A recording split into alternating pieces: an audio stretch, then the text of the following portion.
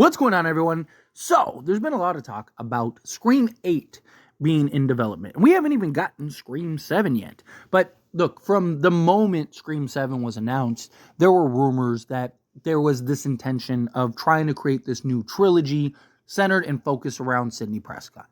That they would bring back Sidney, which they did, and that she would be the focus in this film going forward. You have the family dynamic, right? And it does make some sense, right? Like, you did the two films with Sam and Tara.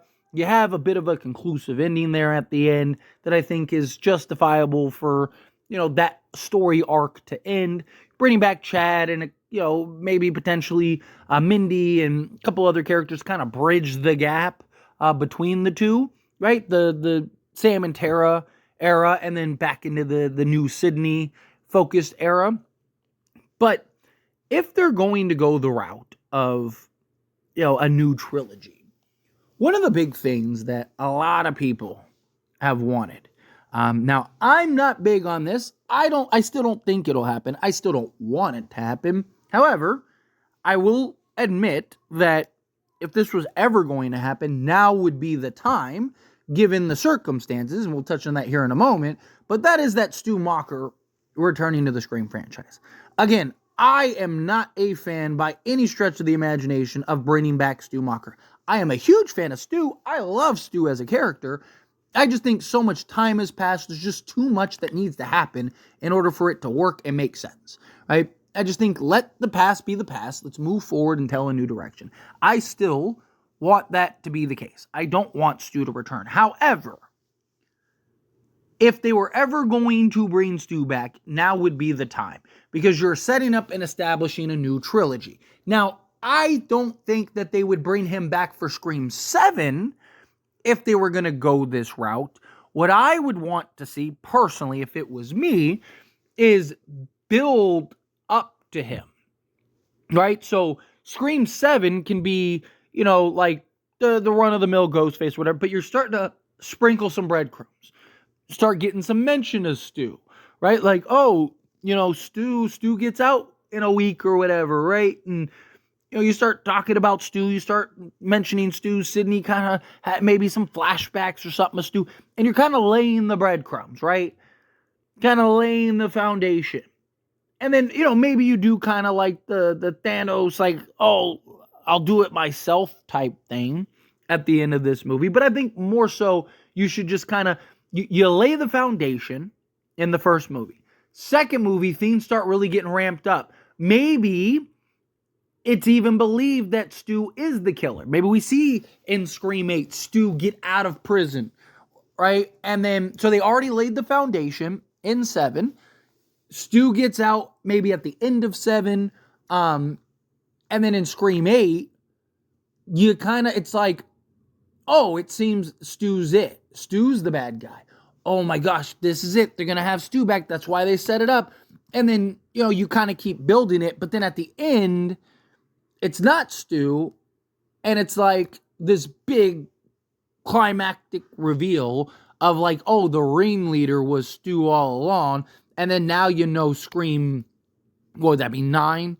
Scream 9 is where you really get Stu, you really dive more into the backstory, you really kind of lead with him as a character and as the bad guy, the Thanos level threat. I think that would be the best approach, because to just bring him back doesn't make any sense, right?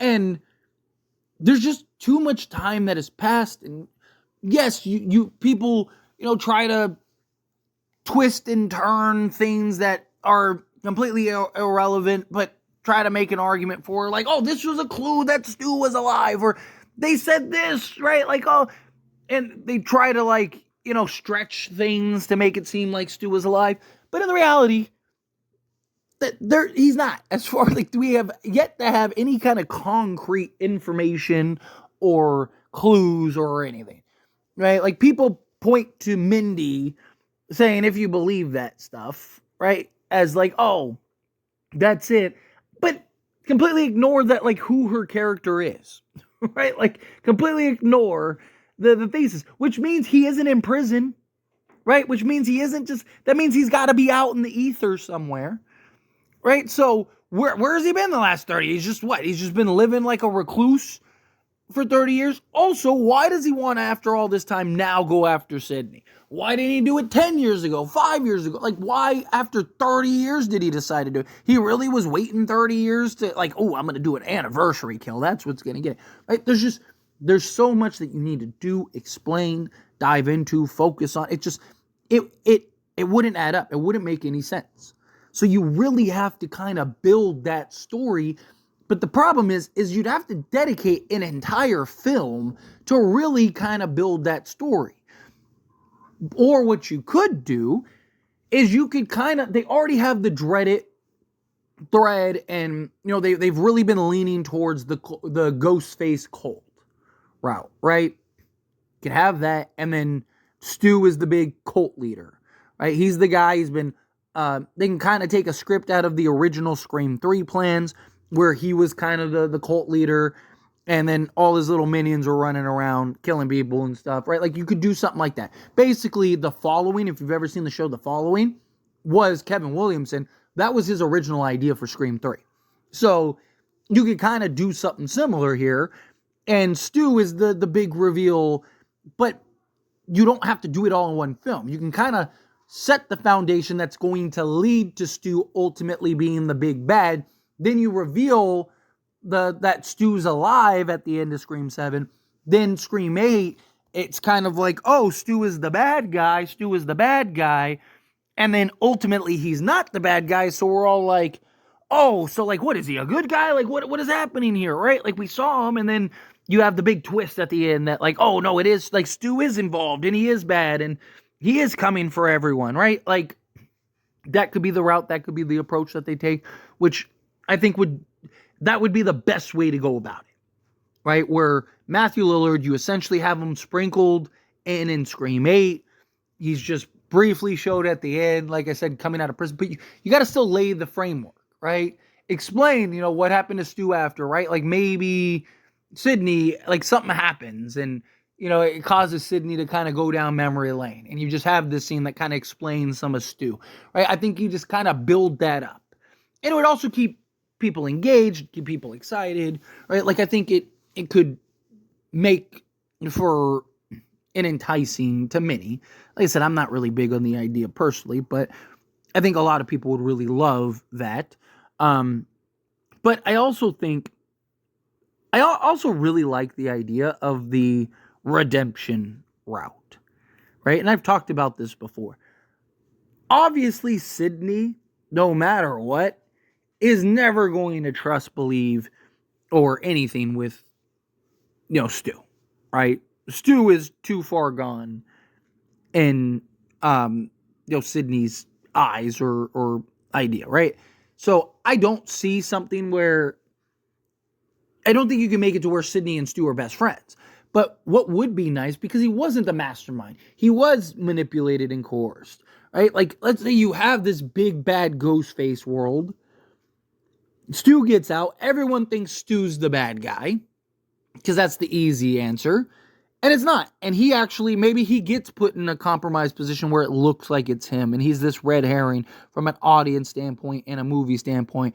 But ultimately, he comes and he cotton wearies it and saves the day, right? He saves Sydney and maybe her daughter or something like that.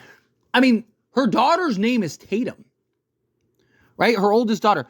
I mean, you can't make that up, right? Like, seriously, like, it would make so much. Imagine if he saved Tatum this time, which is Sydney's daughter, right? Like, and again, Sydney's never going to trust him. Sydney's never going to do anything, but I think you would have this impact. I think it would have this kind of, like, redemption arc to Stu, and Stu knows, like, nothing I can do is ever gonna, get you to forgive me, Sydney, and I don't want your forgiveness. I get it.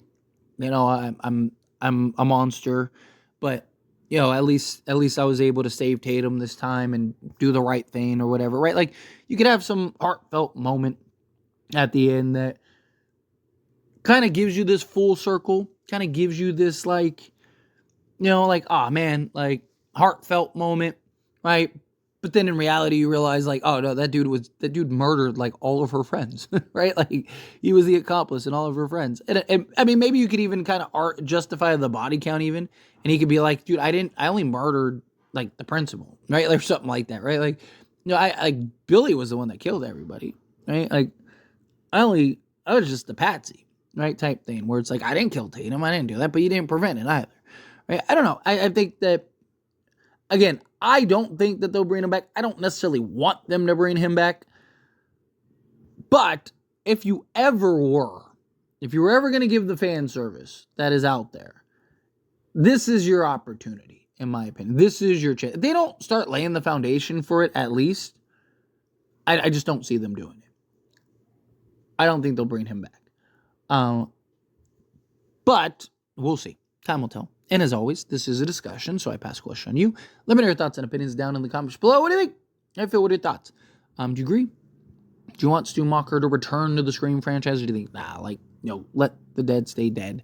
Do you think that's how they should approach it? Kind of lay the foundation in this one, have him be kind of the red herring in the next one, and then boom, he really is the big bad in the final one? Or do you like the idea of like the redemption arc better? I personally like the idea of the redemption more than anything else, and Tatum kind of being the focal point of like the saving. But I might actually dive into that a little more in a future video, like kind of, because I think that's a very interesting point that just kind of popped in my head while I was making this video. So anyway, again, however you feel, whatever your thoughts are, I would love to hear it. So let me know either way down in the comments below. That being said, if you haven't liked this video, hit that like button. Helps me out. Helps me enjoy these types of videos, and I truly appreciate it. Not subscribe to the channel. What are you doing? Hit that subscribe button. Turn on the bell notifications. Appreciate y'all. See you in the next one. Thank you.